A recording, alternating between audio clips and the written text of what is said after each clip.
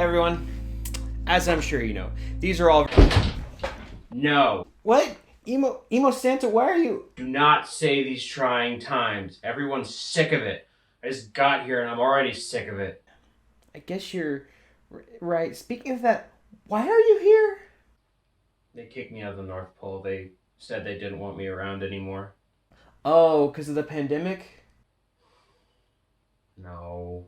Oh. Oh. Well, I've got a video I've got to do. Could you, That's fine.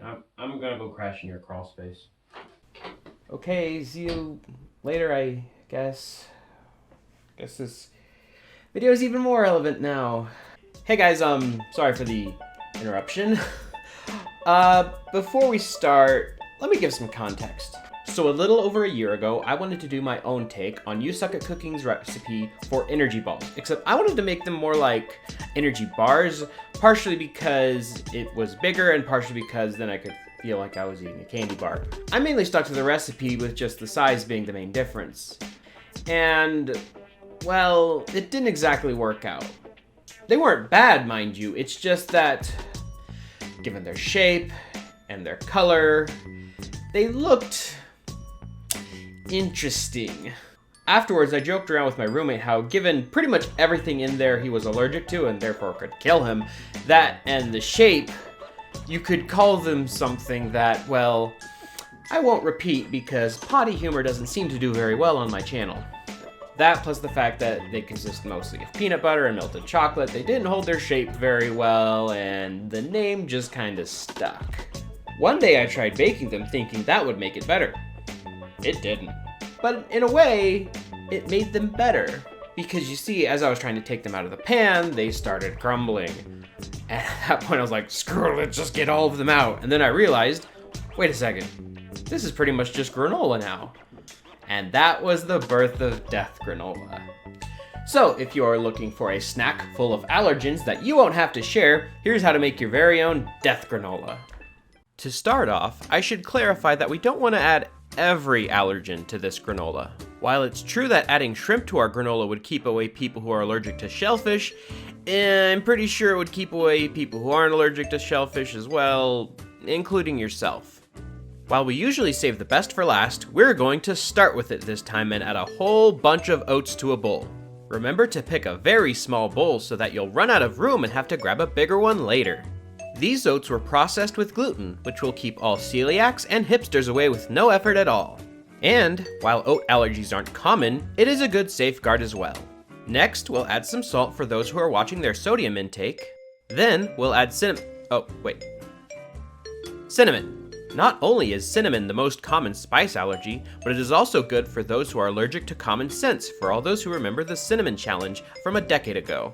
We'll stir this together to make sure everything is mixed up before adding some chopped dates. Cause, let's face it, it wouldn't be a recipe of mine if it didn't have dates. And while dates might not be a common allergen, they do help represent all the potential dates I've lost due to them being allergic to my puns. Finally, we'll add our last dry ingredient, coconut.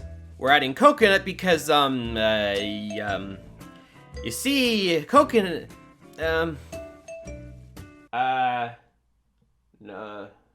coconut, dang it.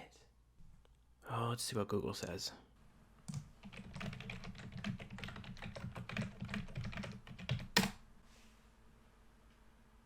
Allergic reaction to pain and trainers are relatively common, and contrary to allergic reactions to coconut are relatively rare.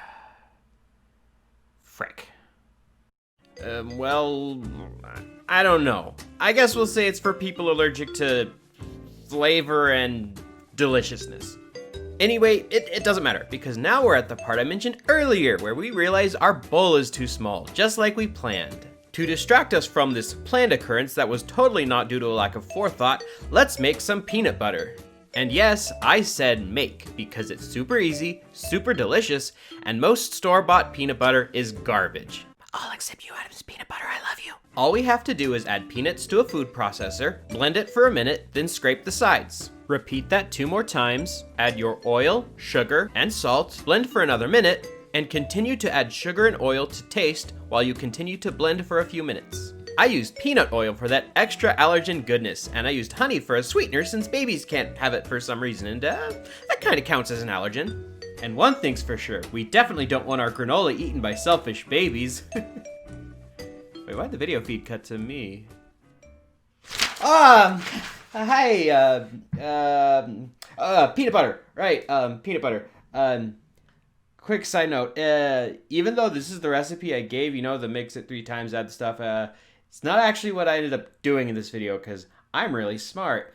I accidentally blended it once, added the oil, and then did all the rest, so the consistency came out very wrong.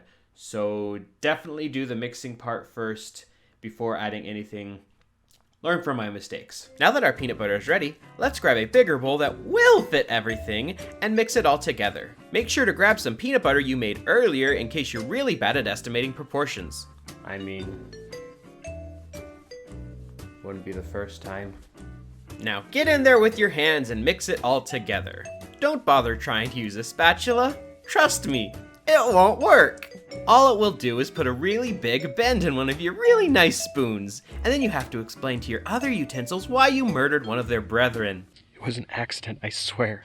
Now that it's all mixed together, we'll transfer these into pans and put them into the oven at 350 degrees for about 23 minutes, giving them a quick stir halfway through. When they're done, make sure you resist the urge to put them back into the oven, or else you'll end up burning the granola. Now for the easiest part. Do nothing. No, seriously, we can't do anything. We can't move on until it's all cooled down. So,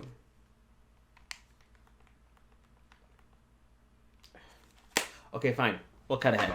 After it's done cooling, we'll transfer the granola back into our bowl and mix it with our final allergen. The allergen everyone's been waiting for.